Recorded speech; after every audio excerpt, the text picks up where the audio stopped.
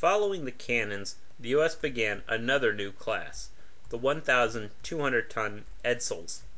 Due to the increasing availability of reduction gearing, the heavy and expensive turboelectric drive of the cannons could be dropped.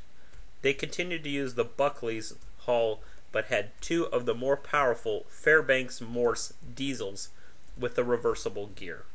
As a result, they're sometimes known as the Fairbanks-Morse reversible or FMR type.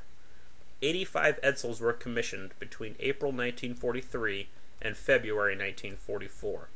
5 ships, Class Leader Edsall, Robert E. Perry, Pillsbury, Pope, and Stewart, were named in honor of Clemson-class destroyers sunk or presumed sunk during the early 1942 fighting around the East Indies.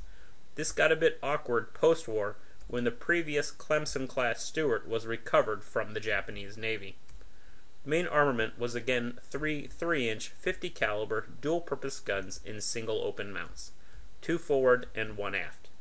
1 Hedgehog was again mounted behind the number 1 3-inch gun and below and in front of the number 2 gun.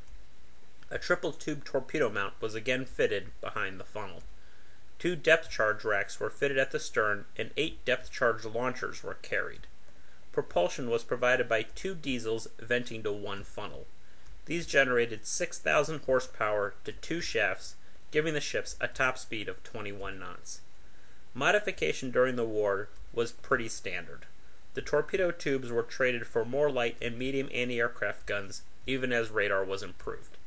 In 1945, following repairs from a collision, USS Camp emerged from repairs with a new bow and sporting 2 fully enclosed 5-inch 38 caliber dual-purpose guns. These replaced the 3 3-inch guns. Pillsbury, Pope, Flaherty, and Shallaton were all part of the sub-hunting group that captured the U-505 June 4, 1944, 2 days before the invasion of Normandy.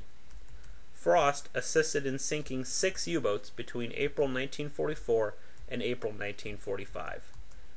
3 Edsall-class DEs were sunk during the war. Leopold was sunk March 10, 1944, after being hit by an acoustic homing torpedo the previous day. Fisk broke in half and sunk August 2, 1944, after being hit by a U-boat torpedo. Frederick C. Davis broke in half and sunk April 24, 1945, after being hit by a U-boat torpedo. Post-war, some were transferred to the Coast Guard, others were sold off. USS Stewart survives as a museum ship with the famous sub Cavella at Seawolf Park near Galveston, Texas. Give her a call, 409-797-5114.